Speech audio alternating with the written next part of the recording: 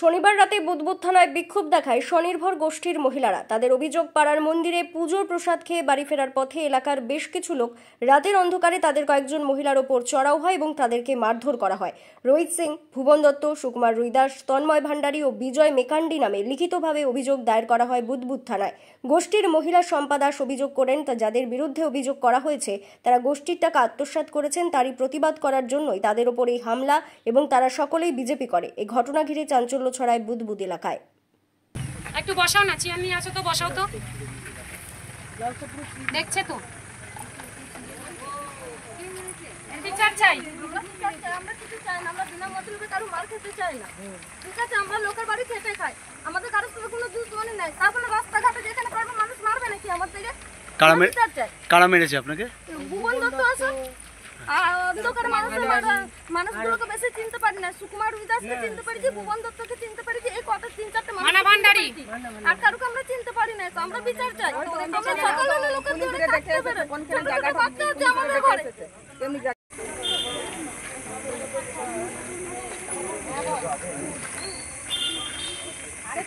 সঙ্গের গোষ্ঠী, সমবায় সংঘ, ওই গোষ্ঠীতে ও রাজত্ব চালায়।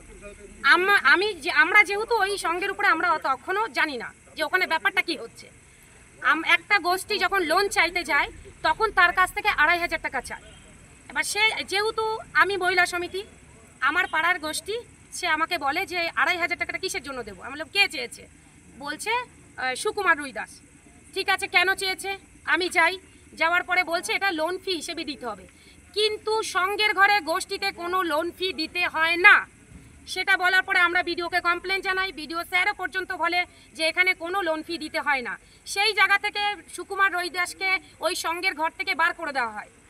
তারপরে এই নিতু ম্যাকাঞ্জি, রুমা রুইদাসকে, নিতু ম্যাকাঞ্জি হচ্ছে সম্পাদিকা, রুমা রুইদাস হচ্ছে সভানেত্রী, ওরা ওখানে পদ গ্রহণ করে। তারপরে ওরা 18,47,000 টাকা ওরা নিজেরা আত্মসাৎ করে।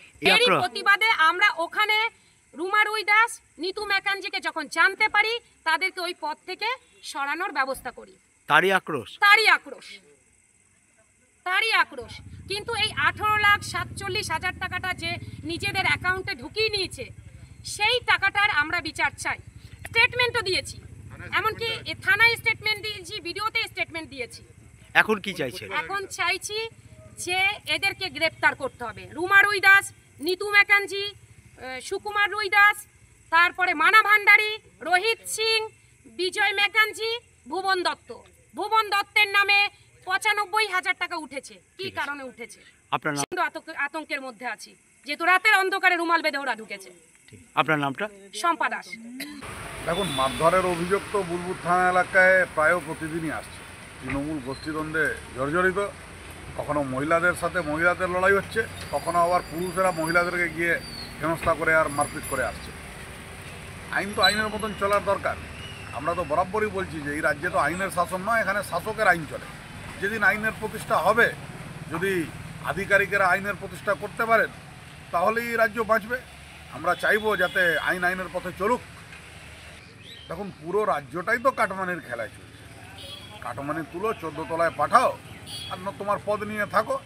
আর তুমি এই ধরনের দুর্নীতি আর মহিলাদের প্রতি অপকর্ম এগুলো করে আসো, আর গলায় মালা দিয়ে তোমাকে আবার স্বাগত জানায় তৃণমূলের নেতারা। এটাই তো কালচার তৃণমূলের। রাজ্যটাই এইভাবে চলছে। এই মনে হচ্ছে দেখুন, ভারতীয় জনতা পার্টির এটা সংস্কৃতি নয়। এটা তৃণমূলের পুরোপুরি নিজেদের মধ্যে কাটমানির খেলা। টাকা কে বেশি থেকে বেশি চুরি করতে পারবে, কে বেশি থেকে বেশি টাকা নেতাদেরকে পাঠাতে পারবে, এই নিয়ে এদের ঝামেলা। তাই এদের নিজেদের মধ্যে এই মারামারি। এখন যখন বাঁচাতে চাইছে, তখন ভারতীয় জনতা পার্টিকে টানার চেষ্টা করছে। ঠিক।